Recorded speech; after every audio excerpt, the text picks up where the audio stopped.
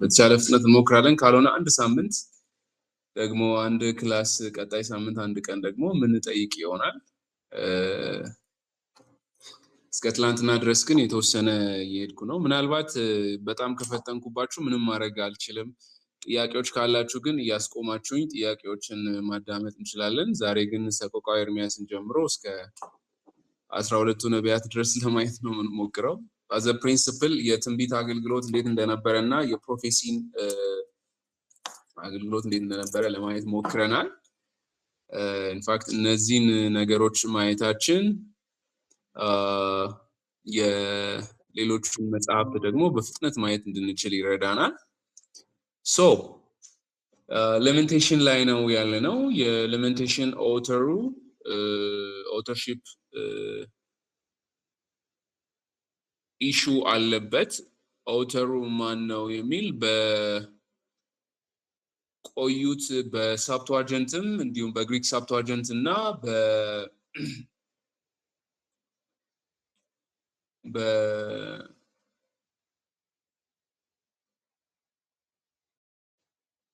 በዚህ በቮልጌት ላቲን ቮልጌት ላይ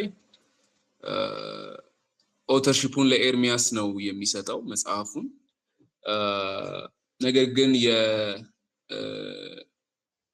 እርግጥ እርሱ ጽፎታል ወይ ምክንያቱም ኦተርሺፕ ኢሹ ላይ የሚነሳ ሌላው ጥያቄ ምንድነው እርግጥ በዚህ በማሶሬቲክ ቴክስት የሚባለው ማሶሬቲክ የሚባለው የዚህ የዕብራይስጡ መጽሐፍ ነው የዚህ ኦልድ ቴስተመንት በግሪክ የተጻፈ በዕብራይስጥ የተጻፈ እዛ ላይም ኦተርሺፑን ለኤርሚያስ ክሬዲት ያደርጋል ኦተርሺፕ ኢሹ እንዳልኳችሁ ጂውሽ ትራዲሽንም የዚህ የሰብትዋጀንቱም ይሄንን ለሱ የሚሰጡበት ምክንያት በዚህ በሁለተኛ ዜና መጽሐፍ ምዕራፍ 35 ላይ ባለው ክሌም መሰረት ነው ሁለተኛ ዜና ምዕራፍ 35 ከቁጥር 25 ላይ ሁለተኛ ዜና ምዕራፍ 35 ከቁጥር 25 ላይ ሄጄ ላንብብላችሁ ሁለተኛ ዜና ምዕራፍ 35 ከቁጥር 25 እንደዚህ ይላል ኤርሚያስም ለኢዮስያስ የለቅሶ ግጥም ገጠመለት እስከዛሬም ድረስ ወንዶችና ሴቶች መዘምራን ሁሉ በለቅሶ ግጥማቸው ስለ ኢዮስያስ ይናገሩ ነበር ይህም በእስራኤል ዘንድ ወግ ሆኖ በለቅሶ ግጥም ተጽፏል ይላልና most likely ይሄ ፓሴጅ ራቢኒክ ትራዲሽኖቹም እንዲሁም ደግሞ ሰብትዋጀንትም እንዲሁም የግሪክ ሰብትዋጀንትም የላቲን ቮልጌቱም ለኤርሚያስ ኦተርሺፑን የሚሰጠው ከዚህ የተነሳ ነው ከሁለተኛ ዜና ምዕራፍ 35 ቁጥር 25 ሌላው ደግሞ ይሄንን የሙሾ ግጥም ሊጽፍ የሚያስችለው የአይ ዊትነስ ነው የኢየሩሳሌምን ውድቀት በአካል አይቶ የነበረ አይ ዊትነስ ነው ስለዚህ እርሱ ጽፎታል ተብሎ ነው የሚታመነው ፕሌስመንቱም በዚህ አሁንኛ በመንጠቀመው መጽሐፍ ቅዱስ ከኤርሚያስ መጽሐፍ ብሎ ነው እንዲቀመጥ የተደረገው ፕሌስመንቱም ካነን ላይ ግን ብንመለከት የዕብራይስጡ ካነን ላይ ባለፈው ራይቲንግ ላይ እንዳለ ተነጋግረናል የኤርሚያስ መጽሐፍ የሚገኘው አሁን እኛ በዚህ በእንግሊዘኛውና በአማርኛው ላይ እንዳለው ሳይሆን በዛኛው ላይ ከራይቲንግስ ላይ ነው ያለው ማለት ነው anyways most scholars have a claim on the authorship but some scholars may reject this claim but there is nothing on the Masoretic text tradition explicitly credits Jeremiah as an author but this Second Chronicles chapter 35 verse 25 is an inference ያንን የሚሰጠን አንድ ፍንጭ ነው እንደ ፍንጭ ሆኖ የሚያገለግለን ነው in any way የዚህን ኤርሚያስ የሰቆቃወ ኤርሚያስን እሱ እንደጻፈው ነው የሚታመነው ግን አጌንስት የሚደረጉ አርጊመንቶች አሉ ኦተርሺፑ ላይ ምክንያቱ ምንድነው አጌንስት የሚሆኑበት አንዱ ሪዝናቸው it's a lament on the city of Israel, a lament for destroyed cities. So these laments look like that it's not specifically in the time of destruction, but rather it's a near future at the time of rebuilding. So this may date the book into the post-exilic era. ልክ ከምርኮ እንደተመለሱ የእስራኤል ሽማግሌዎች ያለቀሱበትን ሁኔታ ያንን ሁኔታ የነበረውን ሁኔታ እናውቃለን።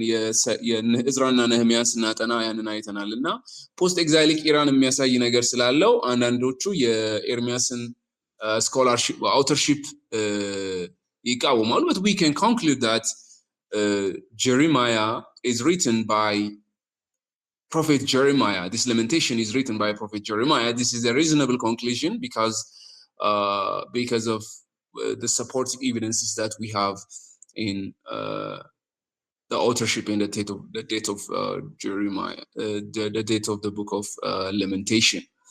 Okay, what is the purpose and the use of lamentation? But before we go into the purpose, as I said earlier, lamentation is a part of the Megillot, which is a Hebrew scroll, a book which contains Song of Song, Ecclesiastes, Esther, and Ruth. So it's one of the writings in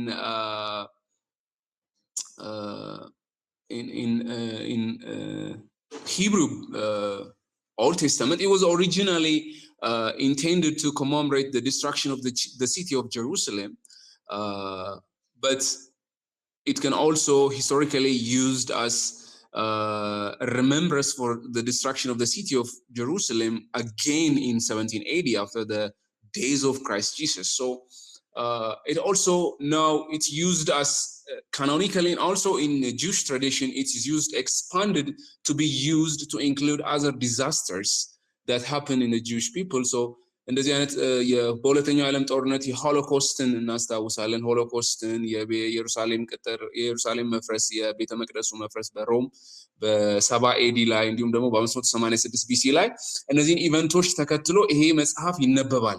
በሆሎኮስትም ሪሜምብራንስ ላይ የአይሁድ ህዝቦች የዚህን የሌሜንቴሽን መጽሐፍን የሰቆቃ ኤርሚያስ መጽሐፍን ያነቡታል ማለት ነው። ፖኤቲክ ፊውቸር አለው።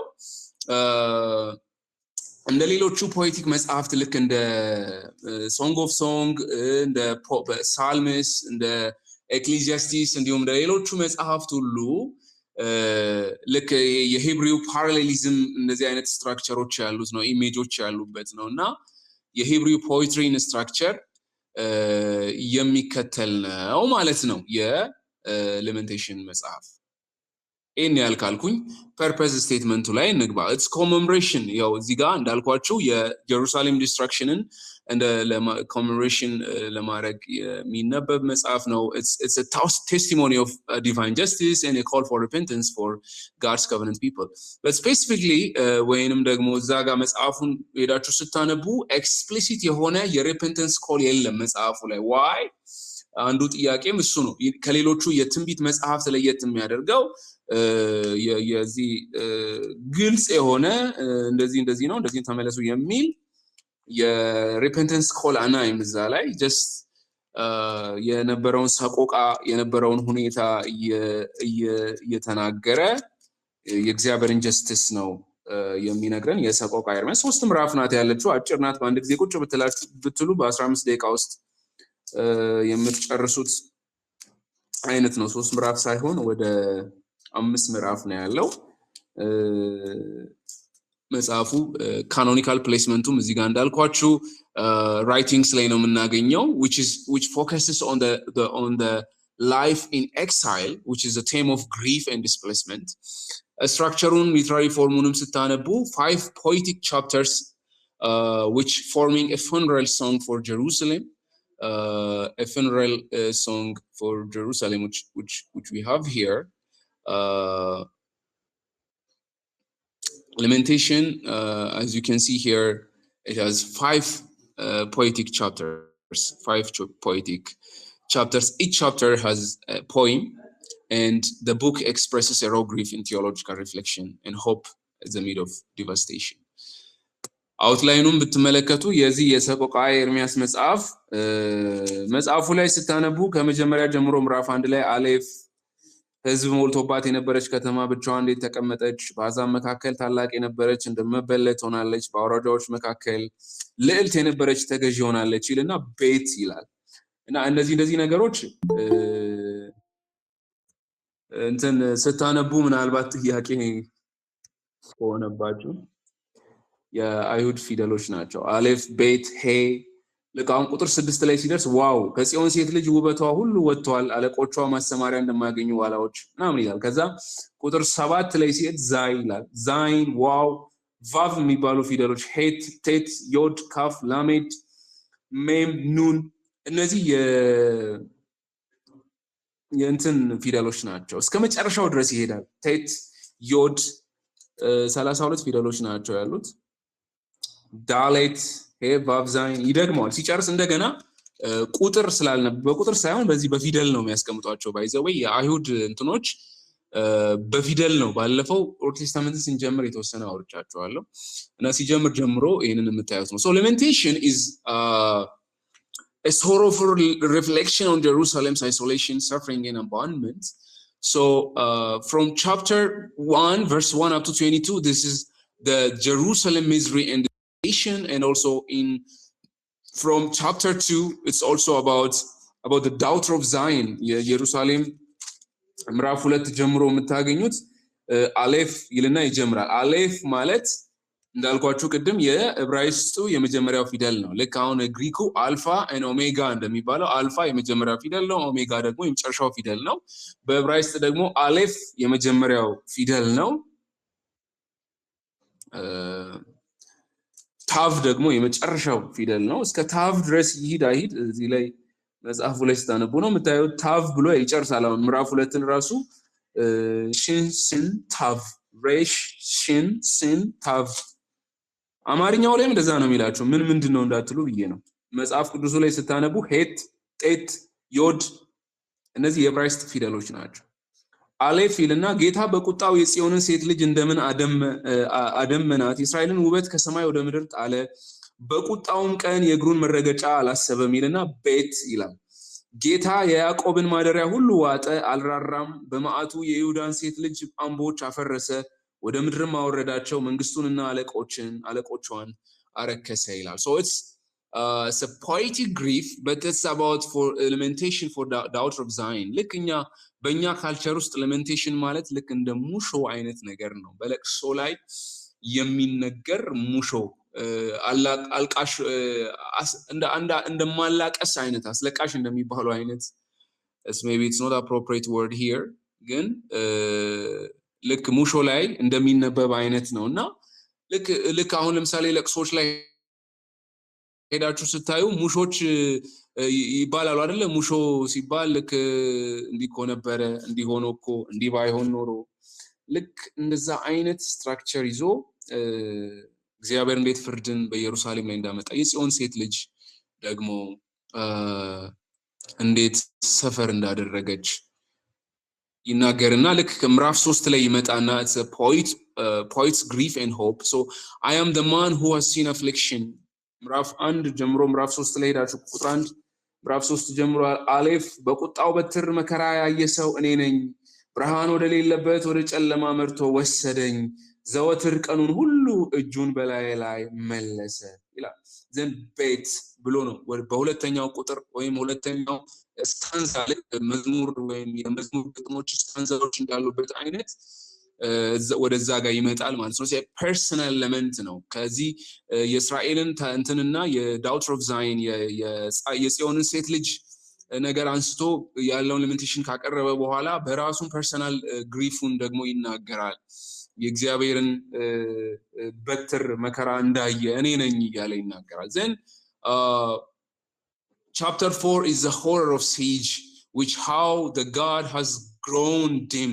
In chapter 4 verse 1 it says አሌፍ ወርቁ እንዴት ደበሰ፣ ጥሩ ወርቅ እንዴት ተለወጠ፣ የመቅደሱ ድንጋዮች በጎዳና ሁሉ ራስ ተበተኑ ይልና ቤት ጥሩ ወርቅ የሚመስሉ የከበሩ የጽዮን ልጆች የሸክላ ሰሪ እጅ እንደሰራው እንደ ሸክላ ዕቃ እንዴት ተቆጠሩ እያለ ይናገራል። So it starks description of physical and moral collapse during this age, including the famine, the violence, and the loss of glory.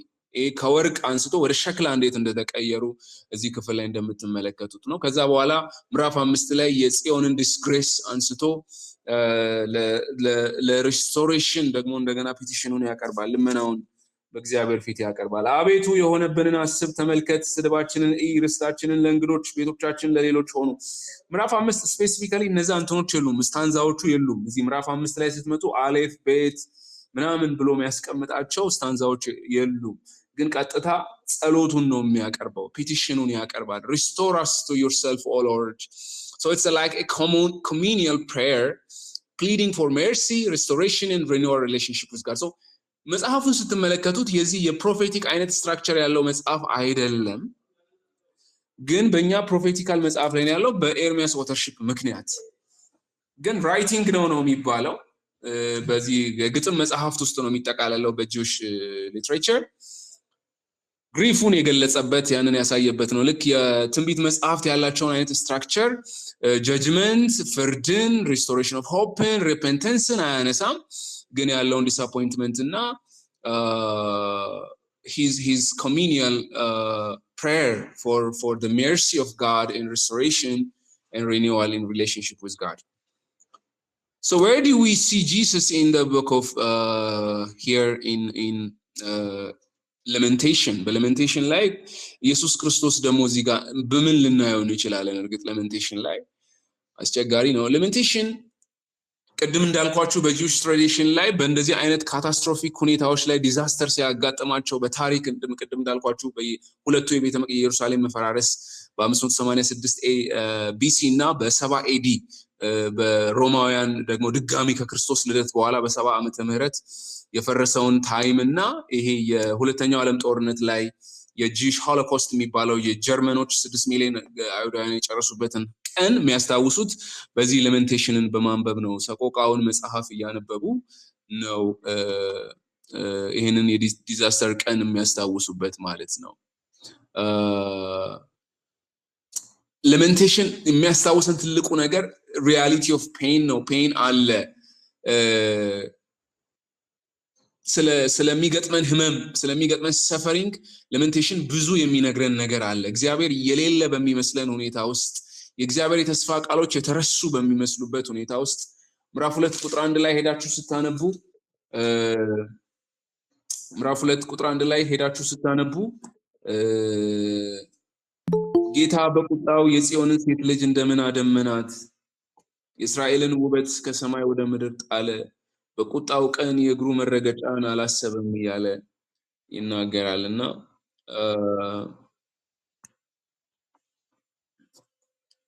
ሶሪ ሲደወል መሃል ላይ ያቋርጠኛል። በስልክ እየተጠቀምኩ ስለነበረ ነው። ይሰማል?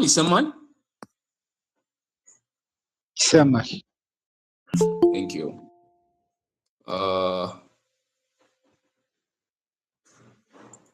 Sorry. Sorry for the interruption. Let me continue. ስለዚህ ዩኒቨርሳል ሜሴጁ ምንድነው? ሰፈሪንግ አለ፣ ፔን አለ። ያንን ፔን እያነሳ ነው የሚናገረው። የሴቶችን መደፈር፣ ሰዎች ልጆቻቸውን ቀቅለው በሉ ይላል። in a boiling and eating their own children, and the case of all pain is sin. ኃጢአት ነው ብሎ ነው የሚናገረው። አመፀኞች ስለነበሩ ነው፣ ኃጢአተኞች ስለሆንን ነው እያለ ሂስቶሪካል ኢቨንቱን እያነሳ ይህንን ሰፈሪንግ እያነሳ ይናገራል። ግን በዚህ ውስጥ ግን የእግዚአብሔርን ምህረት እርግጠኝነት ያስታውሰናል። እግዚአብሔር መሐሪ እንደሆነ ምዕራፍ 3 ከቁጥር 25 ላይ ሄዳችሁ ስታነቡ ምን ይላል? ምዕራፍ 3 ከቁጥር 25 ላይ እግዚአብሔር መልካም ነው። ምዕራፍ 3 ከቁጥር 25 ላይ ላንብብላችሁ። ምዕራፍ 3 ከቁጥር 25 ላይ እግዚአብሔር በተስፋ ለሚጠብቁት ለምትሻውም ነፍስ መልካም ነው፣ ለምትሻውም ነፍስ መልካም ነው እያለ ይናገራል። ሶ ለሜንቴሽን የሚያስተላልፍልን መልእክት እንዳልኳችሁ የዚህን የግሪፍን የፔንን ሪያሊቲ እንዳለ ፔን እንዳለ በዚህ ዓለም ላይ እስካለን ፔን እንዳለ ፔን ደግሞ የኃጢአት በኃጢአት ምክንያት የሚከሰት ፔን እንዳለ ያም ሰፈሪንግ እንዳለ እግዚአብሔር ግን በዛ ውስጥ የእግዚአብሔር ምህረት ግን እርግጠኛ እንደሆነ እግዚአብሔር ለሚፈሩት ደግሞ እሱን ለሚታመኑት መልካም እንደሆነ የእግዚአብሔር ርህራሄው አላለቀም ይላል። ምዕራፍ 3 ቁጥር 25 ላይም 22 ላይ ሄዳችሁ ስታነቡ ቢያሳዝነንም እንደ ምህረቱ ብዛት ይራራልናል ያለ የሰውን ልጆች ከልቡ አያስጨንቅምና ያለ ይናገራል ማለት ነው። So this is the steadfast love of the Lord that is for those who wait him, for those look unto him. So we have a message as a church from the book of Lamentation to the world that in the midst of suffering, in the midst of global suffering, pain, and agony, in the midst of conflicts, wars, international conflicts, persecutions, human traffickings, and widespread violations, we have a message of encouragement in the face of these difficulties.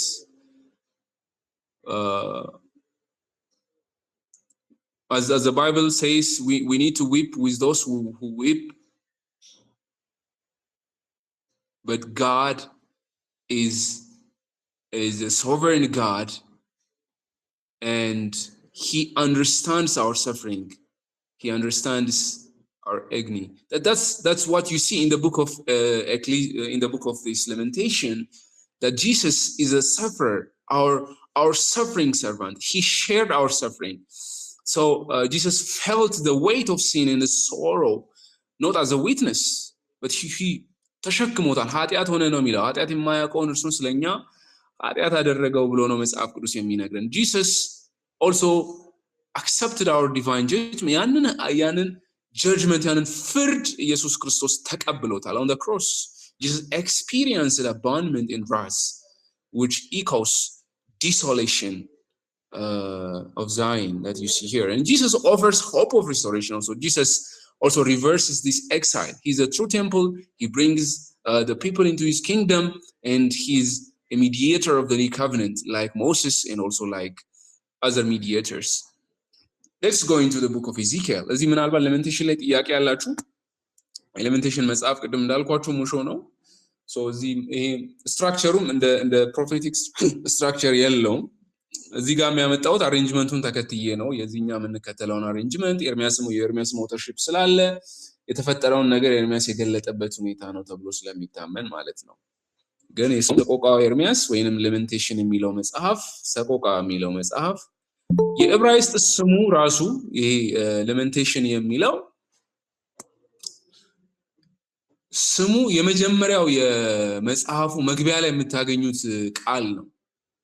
ያ ቃል ሃው የሚል ቃል ነው። እንዴት ብሎ ነው የሚጀምረው። ምዕራፍ 1 ቁጥር 1 ላይ ህዝብ ሞልቶባት የነበረች ከተማ ብቻዋን እንዴት ተቀመጠች ነው የሚለው። የዚህን ቨርብ አሬንጅመንት ውስጥ አመጡት። በእንግሊዝኛው ሃው ብሎ ነው የሚጀምረው።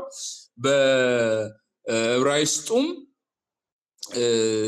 አይካ ብሎ ነው የሚጀምረው። ሃው እንዴት እንደዚህ ሆነች ኢየሩሳሌም፣ እንዴት እንደዚህ ሆነች ያቺ የነገስታት መቀመጫ የነበረች የነገስታት መናገሻ ከተማ የነበረች ከተማ ኢየሩሳሌም ብሎ ለኢየሩሳሌም የሚያለቅስበት መጽሐፍ ነው። በጣም የሐዘን እንጉርጉሮ ነው መጽሐፉ። ስለዚህ እንዳልኳችሁ it's about pain and suffering. In the midst of pain and suffering, there's a hope of restoration and a hope of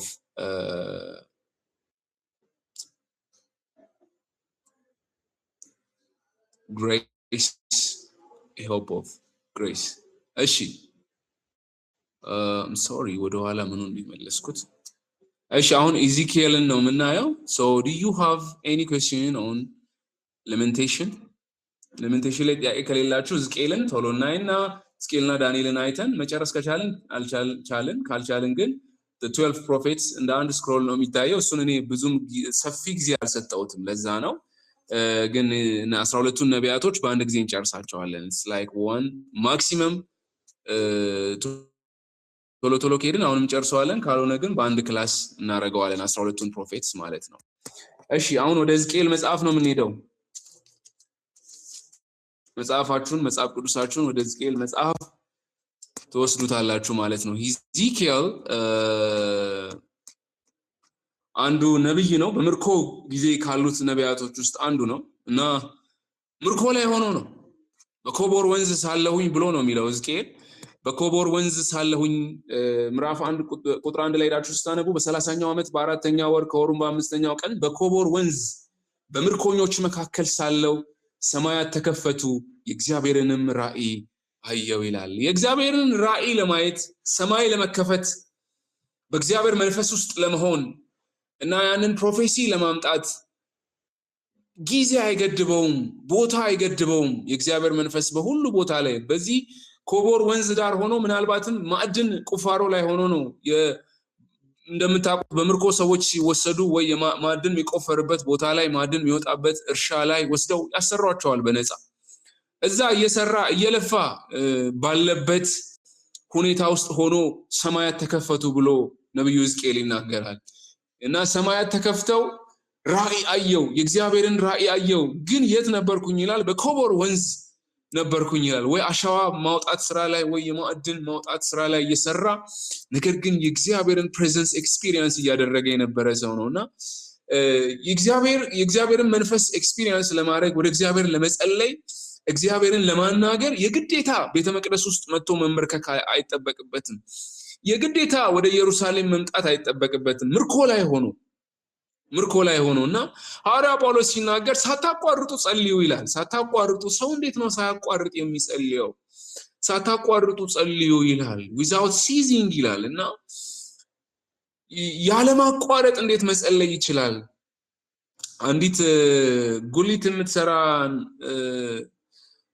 ሴት ስትናገር ምናለች በቃ አንድ ጊዜ እንደዚህ ያየውኝ በቁጭ ብዬ በውስጤ ይሰማኛል እግዚአብሔርን ፕሬዘንስ ፊል አደርገዋለሁ እና ፊቴ ላይ ሻርቡን ሸፍነውና እጸልያለሁ አለች እያየው ነው ግን ሰዎች ከንፈሬ ሲንቀሳቀስ እንዳያዩ ሻርቡን ፊቴ ላይ ሸፍነውና እጸልያለሁ የእግዚአብሔርን ፕሬዘንስ በኃይል ሲመጣ የሚሰማኛል ትላለችና የእግዚአብሔር ቦታ አይወስነው አንድ መነኩሴ ሲናገር ሁሉ ጊዜ ሲልኮ እግዚአብሔር እኔ የኔ ኃላፊነት እዛ እንትን ውስጥ የኔ የሥራ ድርሻዬ ድንች መላጥ ነው አለ ረጅም ቀኑን ሙሉ ልውል ይችላል ድንች የተላጠ ግማሽ ቀን ወይ የሆነ ሰዓት ምክንያቱም ለመነኩሴዎች በሙሉ ነው የሚሰራው ድንቹ መላጥ ነው የኔ ኃላፊነት ያንን ስራ ነው በዛ ውስጥ ግን I was praying እግዚአብሔርን የጠየቅኩት እግዚአብሔርን እያናገርኩት it's a conversation so ምንም ሊያስቆመኝ አይችልም ምንም ሊከለክለኝ አይችልም ሳታቋርጡ ጸልዩ የሚለው ሐዋርያ ጳውሎስ በእንደዚህ አይነት ሁኔታ ውስጥ ነው ስለዚህ ሰዎች እያናገሩን ኢቭን ከእግዚአብሔር ጋር ኮኔክት ልናደርግ እንችላለን እግዚአብሔር ሆይ በውስጣችን ልንቃተት እንችላለን ምክንያቱም መንፈስ ራሱ በማይነገር መቃተት ለቅዱሳን ሁሉ ይማልዳልና ይላል እና ሕዝቅኤልም በእንደዚህ አይነት ሁኔታ ውስጥ ሆኖ ነው በኮቦር ወንዝ ሳለሁኝ በምርኮኞች መካከል ሆኜ ሰማያት ተከፈቱ ይላል ሰማያት ተከፍተው ደግሞ ራእይ አየሁኝ ብሎ ነብዩ ሕዝቅኤል ይናገራል ማለት ነው so Ezekiel is a priest and he's a prophet he's called into ministry as any Jewish adult at the age of 30 while living among exiles he was in the river of Kebar in Babylon as I read here in Ezekiel chapter 1 his prophetic career maybe began in 593 BC in the first Babylonian deportation so his final record was in 571 BC which means his ministry spanned for 22 years 22 ዓመት እንዳገለገለ ነው የሚገመተው የመጨረሻው ፋይናል ቪዥኑን ሪከርድ ያደረገው በ571 ስለሆነ ማለት ነው ምክንያቱም ስለሁለተኛው ቤተ መቅደስ ነው ቪዥኑን የሚናገረው so በዚህ ሂስቶሪካል ፍሬምወርክ ውስጥ ነው ሕዝቅኤልን የምናገኘው ማለት ነው What is the purpose and the theme of Ezekiel? He was ministering in a displaced and rebellious people. He was in exile He was in exile because of covenant unfaithfulness and because of the sin of Israel. He was there in the midst of this the exiled people. በምርኮኞች መካከል ሆኜ ነው የሚለው እና ብዙ ኦራክልስን ያወራ እነዛ የሚናገራቸው ትንቢቶች ኦራክሎቹ በሙሉ ስለ እግዚአብሔር ሆሊነስ ነው ህዝቡን እያነሳ የሚሞግታቸው. So the book specifically calls for repentance as any other prophetic books. እና once the destruction of Jerusalem, ኢየሩሳሌም እንደምትጠፋ እና የሪስቶሬሽን ሆፕ እንዳለ ኒው ኮቨነንትን አዲስን ኮቨነንት እዚህም እንደ ኤርሚያስ መጽሐፍ ላይ እንዳለው እዚህ ላይ ያነሳል. So the aim of the book of Ezekiel, the prophetic book of Ezekiel, is to warn Judah the coming judgment and to call for repentance and to reveal the glory. አሁን ከቤተ መቅደሱ ሲወጣ የነበረውን ክብር የእግዚአብሔር ክብር ከቤተ መቅደሱ ወጥቶ ሲሄድ ያያል። እግዚአብሔር በመንፈስም ወስዶት ወደ ቤተ መቅደሱ ውስጠኛው ክፍል ያያል። ህዝቡ በአንድ ፊት ጀርባውን ሰጥቶ ሌላ ጣዖት ሲያመልክ ያውም በእግዚአብሔር ቤተ መቅደስ ውስጥ አስከፊ ነገር እንደተመለከተ ልቡ እንደተሰበረ ይናገራል። እግዚአብሔር ወስዶ ያንን ያሳየዋል። ግን በዚህ ሁሉ ውስጥ ግን እግዚአብሔር ሪስቶሬሽንን እንደሚያመጣ የዚህን የቃል ኪዳን ተሐድሶን እንደሚያመጣ በዚህ መጽሐፍ ላይ ትመለከታላችሁ ማለት ነው። ኦኬ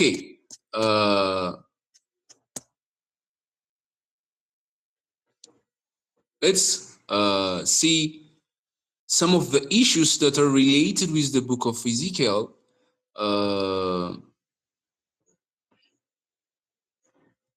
በጣም ረጅም ነው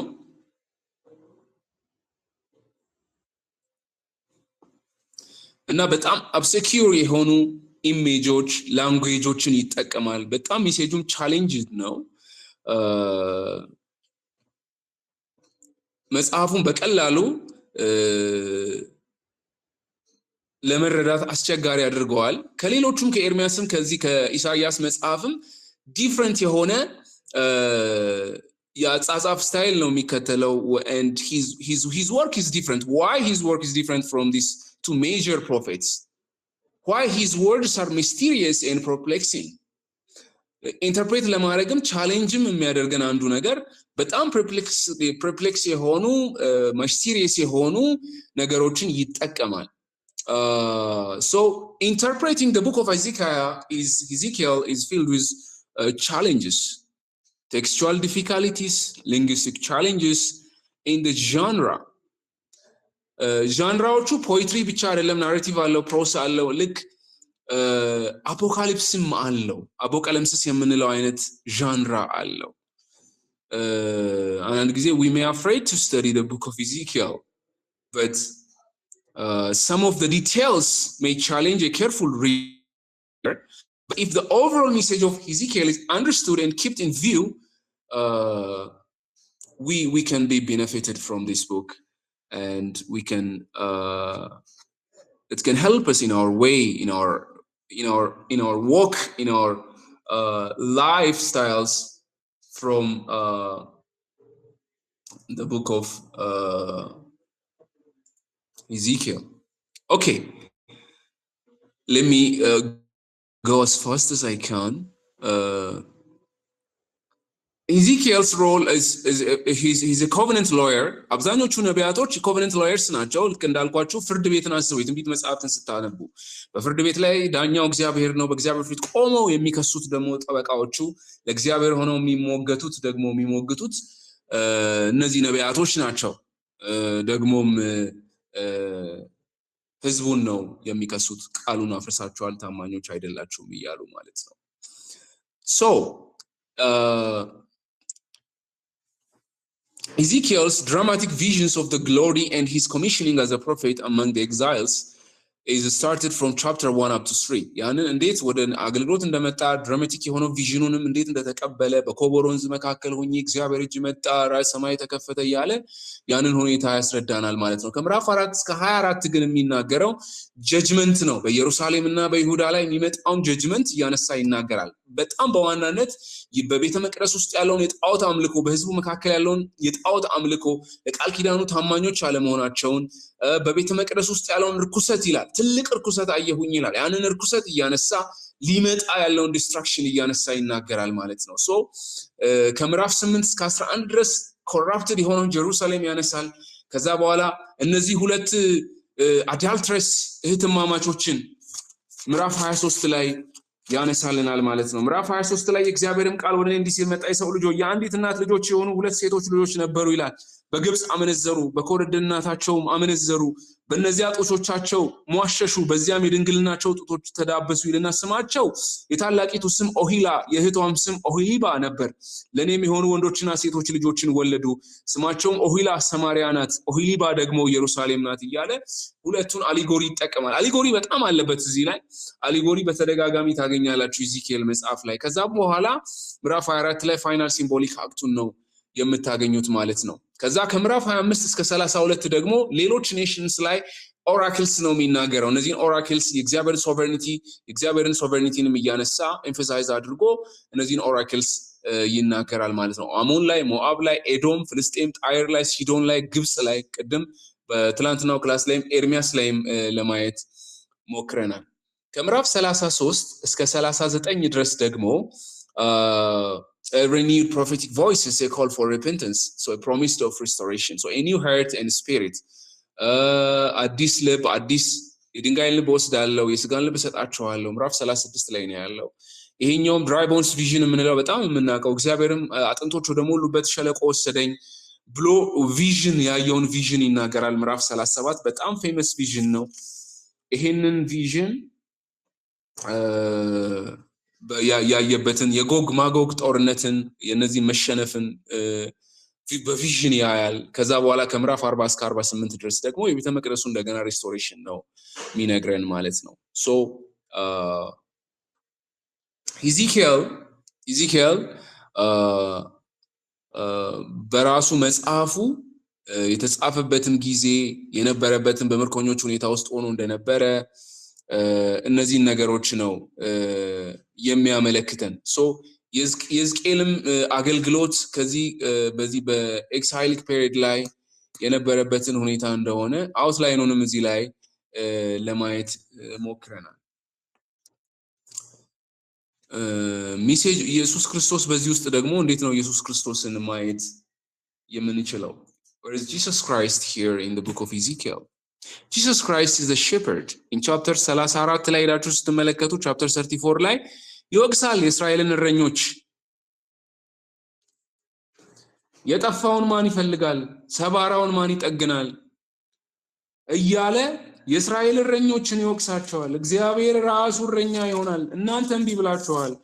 እና የሊደርሺፕ ኢሹ ነው የሚያነሳው። So the new shepherd is Jesus Christ. ለዛ ነው ኢየሱስ ክርስቶስ እረኛው እኔ ነኝ ይላቸዋል። ሶ ሄዳችሁ ዮሐንስ ወንጌልን ስታጠኑ ኢኮ የሚያደርገው ሕዝቅኤል 34 ነው። ሕዝቅኤል 34 እረኞችን ነው። ሕዝቅኤል 34 ላይ የእስራኤልን እረኞች የተሰበረውን አልጠገኑም፣ የባዘነውን አልመለሱም፣ የጠፋውን አልፈለጉም፣ እረኛን በማጣት ተበተነ ህዝቡ እያለ ለምድር አራዊት ሁሉ መብል ሆኑ፣ ተበተኑ፣ በጎቼ በተራሮች ሁሉና በረዘሙ ኮረብቶች ሁሉ ላይ ተቅበዝብዘዋል ይላል። እረኞቹ ለራሳቸው ሰብተዋል፣ ጠግበዋል፣ ግን በጎቹ ከስተዋል፣ መጥፎ እረኞች ናቸው እያለ ነው። የእስራኤልን ሊደርሺፕ ነው የሚወቅሰው። ኢየሱስ ክርስቶስም ግን ይህንን አንስቶ በዮሐንስ ወንጌል ምዕራፍ 10 ላይ እውነተኛ እረኛ እኔ ነኝ፣ እረኛው እኔ ነኝ ብሎ ይናገራል ማለት ነው። So Jesus fulfilled this. He's a true shepherd. That the sheep is under the shepherd of Jesus Christ.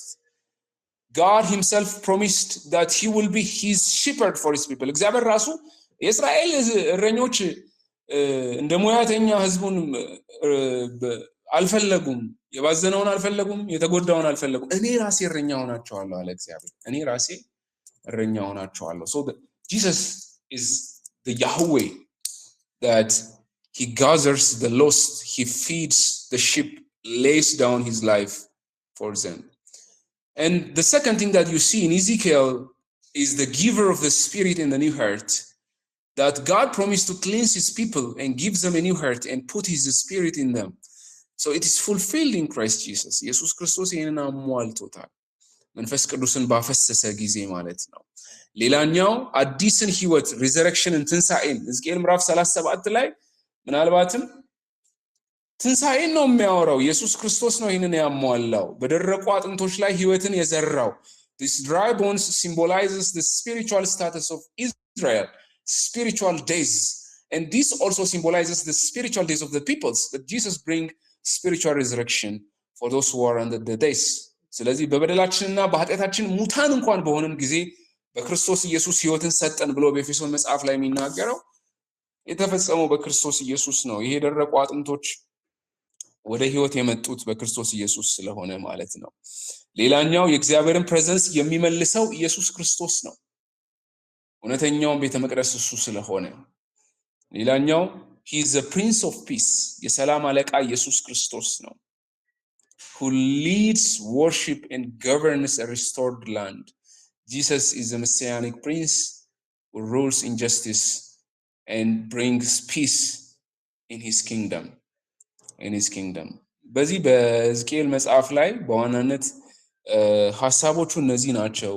ሜሴጆቹንም ብትመለከቱ በጣም ብዙ ትንሽ የሚከብዱ ነገሮች ሊኖሩ እንደሚችሉ አስባለሁ። ብዙ ጊዜ ራእይን መጽሐፍን ማንበብና ሕዝቅኤል መጽሐፍ እንዲሁም ዳንኤልን ከምዕራፍ 7 ጀምሮ ማየት ትንሽ አስቸጋሪ ነው። ብዙ ጊዜ አፖቃሊፕሲስ የሆነ ስትራክቸር ስላለውና ብዙ አይነት ኦራክልስ እንትኖችን ስለሚጠቀም አፖካሊፕቲክ ሊትሬቸር ስለሆነ እንደዛ አይነት ስትራክቸር ስላለው ማለት ነው።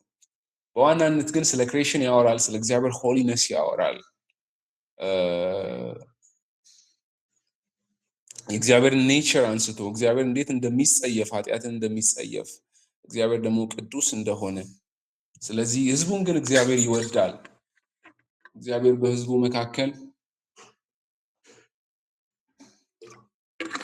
በነበረው ችግር እግዚአብሔር ጣልቃ መግባቱ የሱን ሆሊነስ ሪቪል ያደርጋል።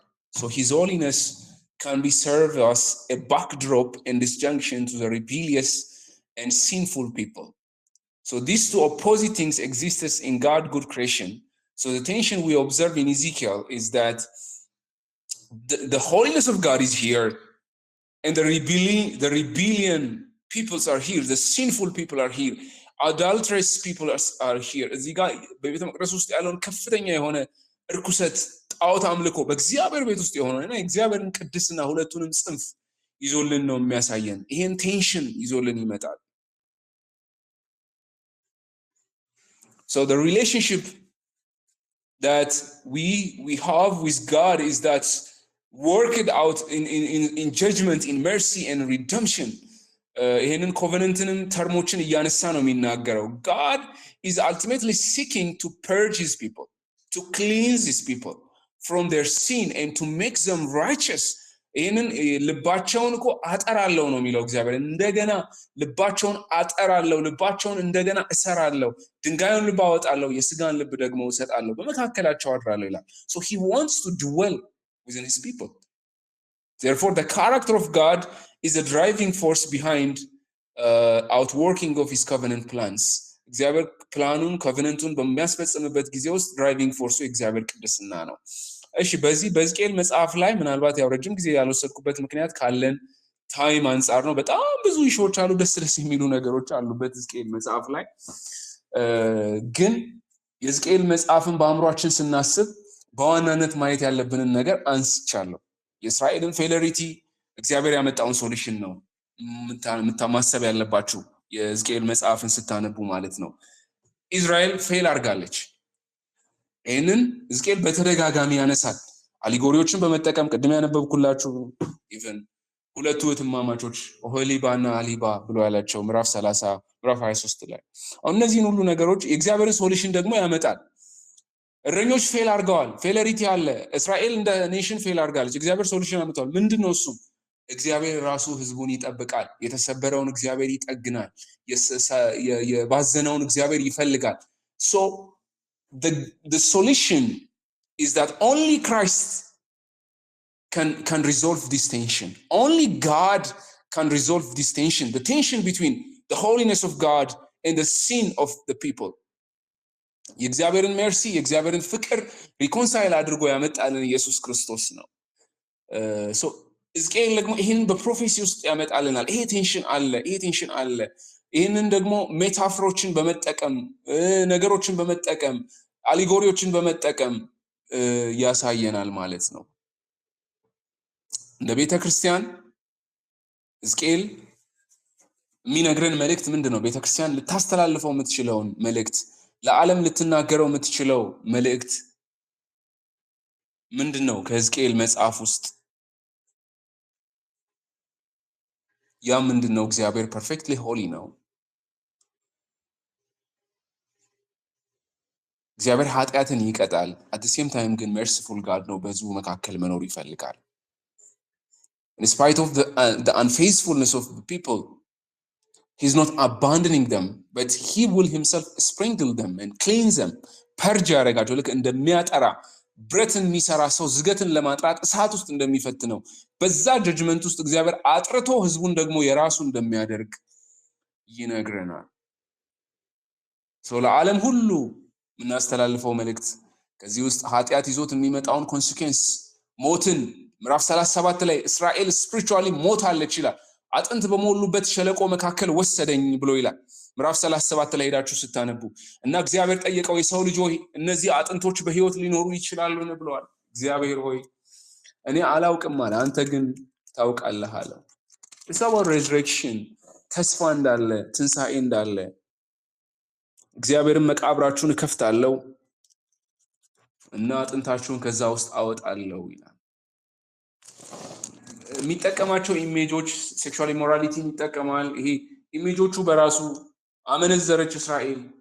የሚጠቀማቸው ኢሜጆች ልክ አሁን በመንገድ ላይ ወድቃ አገኘዋት እትብቷም አልተቆረጠም ብሎ ስለ እስራኤል ነው የሚናገረው። አንስቼ በጨው አጠብኳት፣ ቁስሎቿን ትናንቁ፣ አደገች፣ ትልቅ ሆነች፣ ግን እግዚአብሔርን ትታ እንደሄደች ይናገራል። እና አሁን we are in the age of technology, in the age of AI and in the age of God minimization. እግዚአብሔርን ሚኒማይዝ የተደረገ እግዚአብሔርን so we need to minimize religion. We are hearing this message again and again, but the church has an urgent message that God reigns. He's the one who can restore our spiritual deadness. እና መቃብራችሁን እከፍታለሁ ያለው እግዚአብሔር ራሱ ነው። በኤፌሶን መጽሐፍ ላይ እንደተናገረ መቃብራችንን ከፍቶ ሕይወት ሊሰጠን የሚችል እርሱ ብቻ ስለሆነ እኛ በበደላችንና በኃጢአታችን ሙታን በሆንን ጊዜ እንኳን በክርስቶስ ኢየሱስ ሕይወትን ሰጠን ይላል። ለእነዚህ ሕይወት ለሌላቸው አጥንቶች እግዚአብሔር ሕይወትን ከሰጠ ካነጻ ካጠራ እግዚአብሔር አጥርቶ ሕዝቡን እንደገና የራሱ ያደርጋል። አሁንም ለዓለም ሁሉ የሚሆነው መልእክት ቤተክርስቲያን የምትናገረው ይሄ ነው። ከሞት እንኳን ውስጥ እግዚአብሔር አውጥቶ ሕይወትን ይሰጣል የሚል ነው። so we are going to the book of Daniel። እነዚህን አራት ሜጀር የሆኑ ፕሮፌቲክ ቡኮችን ከጨረስን 12ቱን ነው አጭር ጊዜ ነው የሚፈጅብን። so do you have any question on the book of Ezekiel? ጥያቄ የሚሆንባችሁ ብዙ ኮንትራዲክተሪ ይሄ ምንድነው ቻሌንጆች ኢሾች አሉ። እነሱን እያነሳው አይደለም፣ ምክንያቱም ካለን ጊዜ አንፃር ሁሉም መጽሐፍ ላይ አንዳንድ ኢሾች አሉ፣ ቻሌንጅፉል የሚሆኑ ኢሾች እና የሚነሱ ጥያቄዎች። እነሱን ጃምፕ እያልኳቸው ነው፣ ምክንያቱም ካለን ጊዜ አንፃር ቶሎ መሄድ ስላለብን ነው። ሕዝቅኤል ላይ ጥያቄ ከሌላችሁ ዳንኤልን ነው የምናየው። እሺ፣ የዳንኤል መጽሐፍ በዳንኤል እንደተጻፈ ነው የሚታመነው። ምናልባትም እሱም በምርኮ ጊዜ ሆኖ በባቢሎናውያን ምርኮ በነበረበት ጊዜ በ6ኛው ሴንቸሪ ቢሲ እንደተጻፈ ይታመናል። በ605 ዓመተ ዓለም አካባቢ ማለት ነው። ይሄም ናቡከደነጾር የነገሰበት ነው። ንጉሱን ይጠቅሰዋል። ሂስቶሪካል ኤቪደንሶች ይታያሉ። ቅድም እንዳልኳቸው ቴስታመንት ሲጠና የነበረበትን ሂስቶሪካል ፔሪየድ እንዲሁም ደግሞ እነዚህ ሰራውንዲንግ ኔሽንስ ኒረስት ኔሽንስ እነሱ ያሉበትን ሁኔታ ተጠንቶ ነው ታይም ስፓኑ ዲተርሚን የሚደረገው ማለት ነው። የቂሮስም ኪንግ ካይረስም በዳንኤል ምዕራፍ 10 ላይ የምናገኘው እንዲሁም ናቡከደነጾር ምናልባት በ605 ቢሲ አካባቢ ነበረ ማለት ነው ዳንኤል። so Daniel was a gifted statesman, so he's a visionary. He was serving under multiple empires while remaining faithful to God. ለእግዚአብሔር ታማኝ ሆኖ የነበረና በተለያዩ ኢምፓየሮች ጊዜ የነበረና ያገለገለ ሰው ነው። ለኛ ትልቅ ምሳሌ የሚሆነን ሰው ነው። በስራ በአገልግሎት እንዴት አድርገን እግዚአብሔርን ማገልገል እንዳለብን የሚያስተምረን ነው።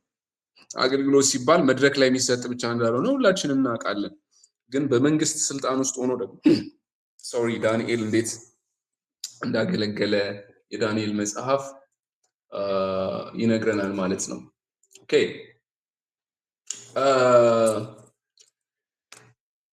the theme, what is the theme and the purpose? The central theme of Daniel is on God's sovereignty over history, over empire, over kings.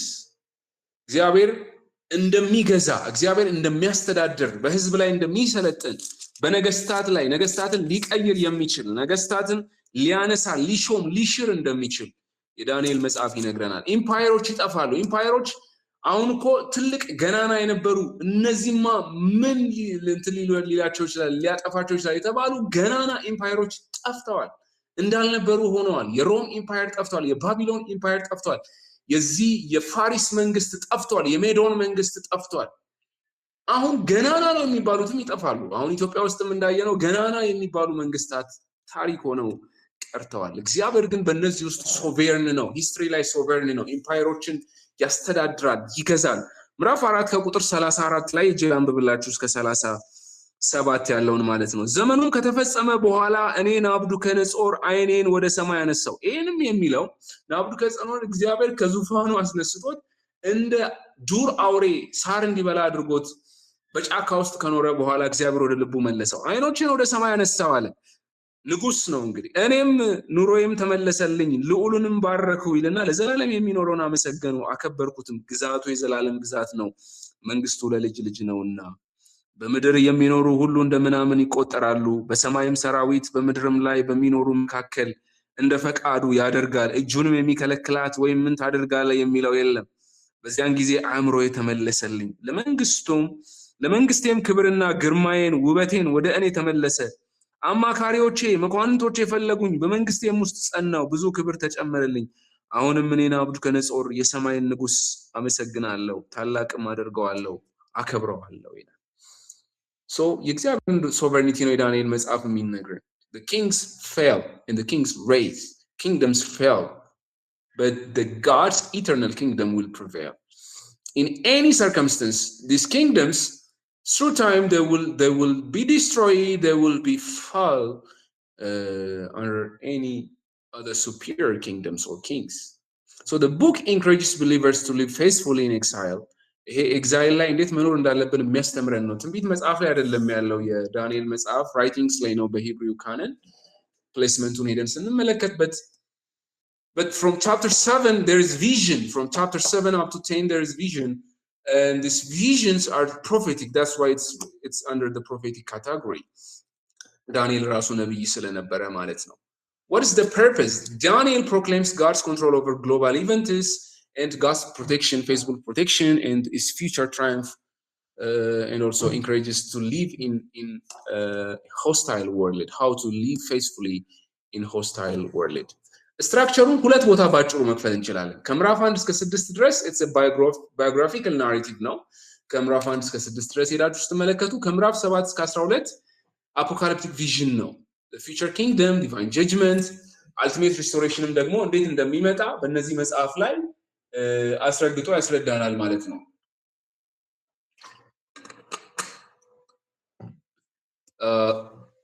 እንደ ቅድም እንዳልኳችሁ እንደ አይዛያ እንደ ኢዚኪኤል እና ጀረማያ it's not in the prophetic books, it's in writing prophets. Daniel is not a covenant lawyer as the others prophetic books. እዚህ ጋር ቆሞ ህዝቡ የሰራችሁት ኃጢአት ይሄ ነው እና በእግዚአብሔር ፊት ሆኖ የሚከሳቸው ተመለሱ ንስሐ ግቡ፣ እግዚአብሔር ደግሞ ካልሆነ ይሄንን ፍርድ ያመጣባቸዋል የሚል አይነት covenant lawyer structure የለው የዳንኤል መጽሐፍ እንደ ሌሎቹ እንደ ኤርሚያስ፣ ሕዝቅኤል፣ ኢሳያስ ወይም the minor prophets። ለዛ ነው ራይቲንግ መጽሐፍ ላይ ወስዶ የሚገባው ማለት ነው። his role is like intercessor and visionary. prayer confession ያቀርባል፣ ለኢንተርሴሰር ሆኖ ይጸልያል። 70 ዓመት ተፈጽሟል፣ እግዚአብሔር ሆይ ለምንድነው ማትመልሰን ብሎ ይጸልያል እግዚአብሔር ፊት እንደ ኢንተርሴሰር ሆኖ እና ቪዥን እግዚአብሔር ያሳየዋል። more of apocalyptic visionዎችን ያያል ማለት ነው። ስለዚህ የዳንኤል መጽሐፍ ሲጠና ብዙ ጊዜ ዳንኤል፣ ሕዝቅኤልና ራእይ አንድ ላይ ነው የሚጠናው። ዳንኤልና ራእይ አንድ ላይ ነው የሚጠናው ሲጠና፣ ምክንያቱም more of eschatological perspective ስላለው ስለ ፍጻሜ ዘመን በደም ያነሳል። ከዛ ኢንተርፕሬቴሽኖች ከዳንኤል መጽሐፍ ነው። ኢየሱስም ሲናገር ስለ ኤስካቶሎጂ በዳንኤል መጽሐፍ ላይ ያለው የጥፋት ርኩሰት ይላል። የጥፋት ርኩሰት በቤተ መቅደሱ መካከል ቆሞ ሲያይ አንባቢው ይህንን ያስተውል ብሎ ኢየሱስ ክርስቶስ ይናገራል። ስለዚህ ስለ ዘመን ፍጻሜ ስናጠና የዳንኤል መጽሐፍ ግዴታ ነው የሚጠናው። ብዙ ኮንትሮቨርሲዎች የሚነሱበት ነው። ብዙ ኢሹዎች አሉ። እነዛን ኢሹዎች አሁን አድሬስ ማድረግ ባንችልም ጥያቄዎች ካላችሁም ለሌላ ጊዜም ወይም ዳይሬክትሊ በጽሁፍ መልክ ግሩፑ ላይ ልመልስላችሁ እችላለሁ። ግን ዳንኤልን እና ዮሴፍን የሚያመሳስላቸው ነገር አለ። Both Daniel and Joseph, they were deported as a young man to the enemy land. ዮሴፍም ወደ ግብጽ ነው የተወሰደው፣ ዳንኤል ደግሞ ወደ ባቢሎን ነው። ግን በልጅነታቸው ነው የሄዱት፣ ገና ልጆች ሆነው ነው ወደ ምርኮ የሄዱት። ስለዚህ ዳንኤልም ዮሴፍም የሚያመሳስላቸው ነገር አለ። ሁለቱም ደግሞ ወደ ትልልቅ ደረጃ ደርሰዋል። They became high ranking officials by their divine wisdom. ከነበራቸው divine wisdom የተነሳ ሁለቱም እግዚአብሔር ወደ ከፍታ ስፍራ ሲያወጣቸው ይመለከታላችሁ። ሌላኛው ነገር ሁለቱም በነበራቸው ቅንነት ምክንያት ወጥመድ ውስጥ እንዲገቡ ተደርጓል። But they were delivered and promoted. እንደዚህም ሆኖ ዮሴፍም ከጲጢፋራ ከሚስቱ ጲጢፋራ ሚስት ከሱ ጋር እንድትተኛ እንዳረገችው ግን እሱ ሸሽቶ እንዳመለጠ እና ደግሞ ከወጥመዱ እንደወጣ ካላቸው ቅንነት የተነሳ ወጥመድ ውስጥ ይጣላሉ። ግን እግዚአብሔር ፕሮሞት ሲያደርጋቸው ታያላችሁ። ሁለቱም ደግሞ ህልም ኢንተርፕሬት ያደርጉ ነበር። የነገስታትን ህልም ይተረጉሙ ነበር። ለዚህም ደግሞ ላላቸው ኢንሳይት ክሬዲት ሲሰጣቸው እግዚአብሔርን ክሬዲት ሲያደርጉም ደግሞ ትመለከታላችሁ ማለት ነው። ሁለቱም በምርኮ ምድር ላይ እንዴት ፌስፉል ዊትነስ ሆነን መኖር እንደምንችል ያስተምሩናል። ዮሴፍም ዳንኤልም ማለት ነው። They are a models of trust and a models of obedience. የሁለቱንም ህይወት ሄዳችሁ አጥኑ። ጀነሲስ ላይ ሄዳችሁ የዮሴፍንም ህይወት አጥኑ፣ የዳንኤልንም ህይወት አጥኑ።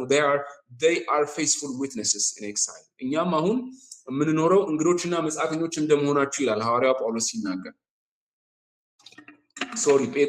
ጴጥሮስም ሲናገር እንግዶችና መጻተኞች እንደመሆናችሁ ይህንን አሳስባችሁ ደግሜ ላሳስባችሁ አይደክመኝም ይላልና በእንግድነት እና በመጻተኝነት ነው እየኖርን ያለ ነው ማለት ነው። ዳንኤልን መጽሐፍ ስታስቡ አውትላይኑን ሁለት ቦታ ክፈሉት። ከምዕራፍ 1 እስከ 6 ከ7 እስከ 12 የመጀመሪያው ባዮግራፊ ነው። የዳንኤልንም ኤክስፒሪየንስ የጓደኞቹንም ኤክስፒሪየንስ የምታነቡበት ነው። ከምዕራፍ 1 እስከ 6 their training in Babylon and the Nebuchadnezzar's dream and the golden image, the two kings disciplined, Nebuchadnezzar's pride and Belshazzar arrogance and downfall, ማኔ ቴቄል ፋሬስ የሚለውን እዛ ጋር ያነበበበት ማለት ነው። ዳንኤል በአንበሶች ጉድጓድ ውስጥ መጣሉ ምዕራፍ 6 ላይ እናገኛለን። ከምዕራፍ 7 እስከ 12 ያለው ነው ትልቁ አከራካሪው ፕሮፌቲክ ሬቨሌሽን ያለበት እና አፖካሊፕቲክ ኢሜጅ ያለበት ነው። ስለ ዘመን ፍጻሜ የሚያወራ መጽሐፍ ነው። እዛ ክፍል ላይ ግን ብዙ አከራካሪ ነገሮች ይነሳሉ። ስለ ኤስካቶሎጂ ሲነሳ ብዙ አይነት ኢንተርፕሬቴሽኖች አሉት። visions of the beast of the empire and the prophetic end time events were recorded from chapter 7 up to 12. በዳንኤል መጽሐፍ ላይ ኢየሱስ ክርስቶስን እንዴት ነው የምናየው? በዳንኤል መጽሐፍ ላይ ኢየሱስ ክርስቶስን እንዴት ነው የምናየው? ሌሎች ባክግራውንድ ኢሹዎች አሉ። ነገር ግን እነዚህን ኢሹዎች ኦተርሺፕ ላይም ዴት ላይም የሚነሱ ወይም ደግሞ ሌሎች ኢሹዎች ቢኖሩም ግን ሜሴጁ ላይ ነው ዋና። እኛ አሁን እኔ ሰርቬይ ስለሆነ የኮርስ እንዴት ፌስፉሊ በዚህ በስደት ምድር ላይ ወይም በምርኮ ምድር ላይ እንዴት መኖር እንዳለብን ያስተምረናል። ፌስፉሊ ዋይዝሊ መኖር እንዳለብን this the book of Daniel encourages us and teaches us the wisdom how to live in the exile. በምርኮ ላይ ሆነን እንዴት መኖር እንዳለብን ያስተምረናል። So where is Jesus in the book of Daniel? እንደውም ትልቁ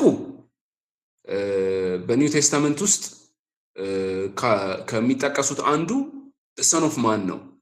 the son of man ኢየሱስ ክርስቶስ ሄዳችሁ የወንጌላትን አንብቡ። the son of God የሚለውን ኢየሱስ አይጠቀምም። ኢየሱስ ክርስቶስ የሚጠቀመው the son of man የሚለው ነው። በተደጋጋሚ የሰው ልጅ እያለ ይናገራል። እና ሊቀ ካህናቱም ቀርቦ የጠየቀው አንድ ነገር ነው። በዛ በእነዚህ ሰሞነ ሕማማት ላይ በነበረበት እንትን ላይ ታስሮ ቀረበ። ኢየሱስ ክርስቶስን ጠየቀው፣ ተናገር፣ ስለራስህ መልስ ስጥ፣ አንተ የሕያው የልዑል እግዚአብሔር ልጅ ነህ ብሎ ጠየቀው። ኢየሱስ ክርስቶስ ግን እኔ የእግዚአብሔር ልጅ ነኝ ብሎ አይደለም የመለሰለት። ኢየሱስ ክርስቶስ የመለሰለት የሰው ልጅ ብሎ ነው የመለሰለት።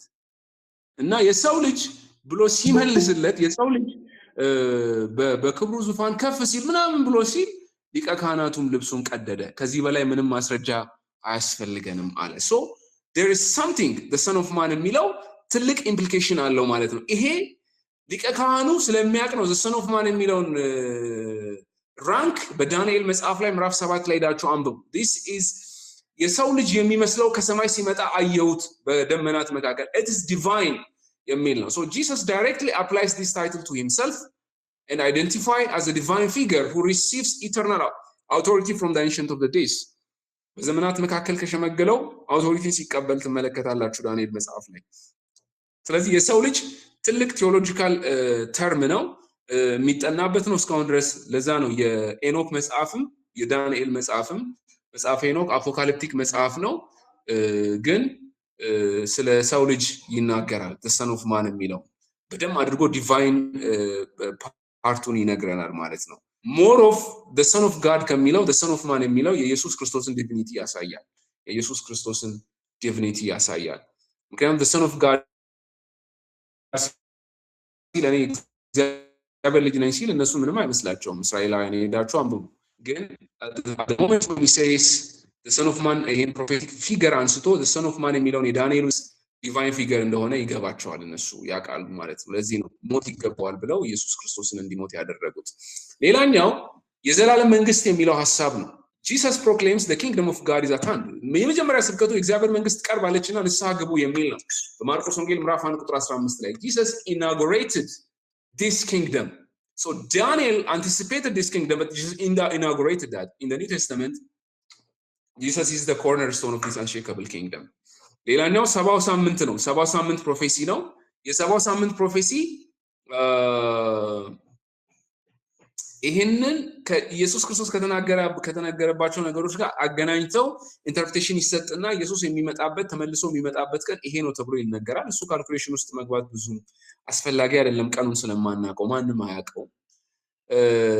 ሌላኛው ዳንኤል መጽሐፍን ስናስብ ማሰብ ያለብን እስካቶሎጂ ሩትድ እንዳረገበት ነው። አፖካሊፕቲክ ቪዥን ስፔሻሊ ከቻፕተር 7 እስከ 12 ድረስ ስለዚህ ስለ ዘመን ፍጻሜ በደም አድርጎ ነው የሚናገረን። ይሄንን ያስገባውት የሆነ ተማሪ ክላስ ላይ ሳስተምር ስለጠየቀኝ ነው ይሄኛውን እንትን ፒክቸር ያስገባሁት። ስለ ዘመን ፍጻሜ ያለው ኢንተርፕሬቴሽን ብዙ አይነት ኢንተርፕሬቴሽኖች አሉ።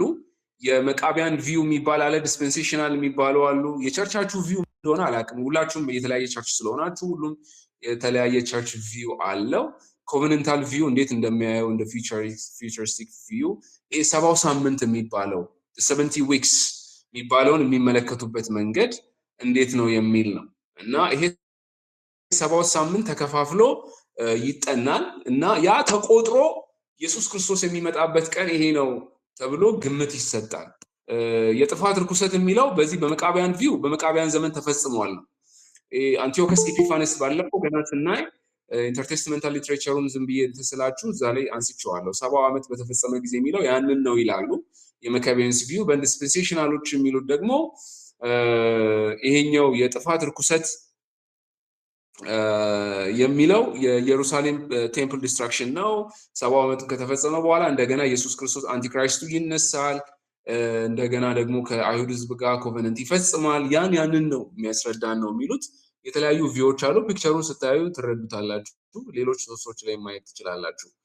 የዳንኤል መጽሐፍ እስከዚህ ድረስ ከመጣን የሚበቃን ይመስለኛል። ዳንኤልም ላይ ሕዝቅኤልም ላይ እንዲሁም ደግሞ ለመንቴሽንን ያየ ነው። እነዚህ መጽሐፍት ላይ ጥያቄ ካላችሁ አሁን ማንሳት ትችላላችሁ።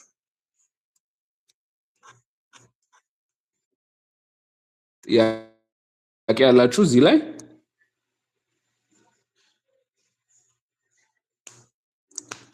ኦኬ፣ ጥያቄ ከሌላችሁ እዚህ ጋር እንጸልይና እንጨርሳለን። ምናልባት አንድ ቀን ብቻ ሊያስፈልገኝ ይችላል። አሁን በዚህ ሰዓት ብጀምረው እነዚህን 12ቱን ነቢያቶች መጨረስ አልችልም።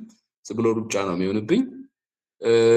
ምናልባት አንድ ቀን የሆነ ጊዜ ሜካፕ እጠራችኋለሁ። እሱን የሆነ ጊዜ ቀጣይ ሳምንትም ሊሆን ይችላል ላይሆንም ይችላል።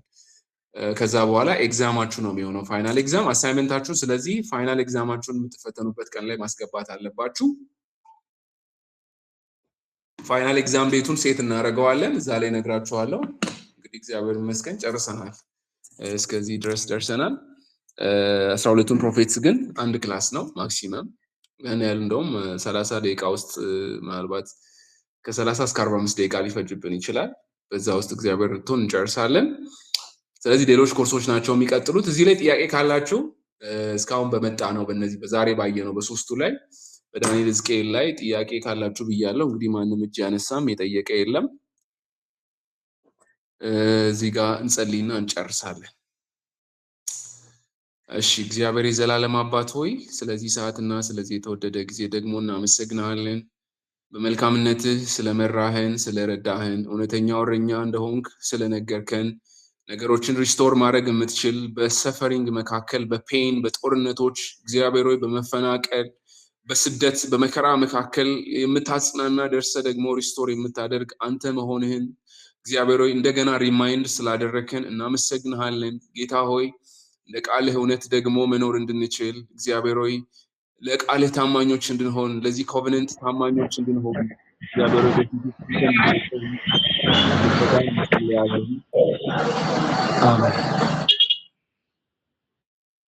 ስለ ሁሉ ስም ይባረክ። ማደሪያ ለዘላለም የተባረከ ይሁን። ክብር ሁሉ ለዘላለም ላንተ ይሁን። እናመሰግንሃለን። ያንዳንዳችንን ስለረዳህን ተባረክ። በጌታ በኢየሱስ ስም አሜን። እሺ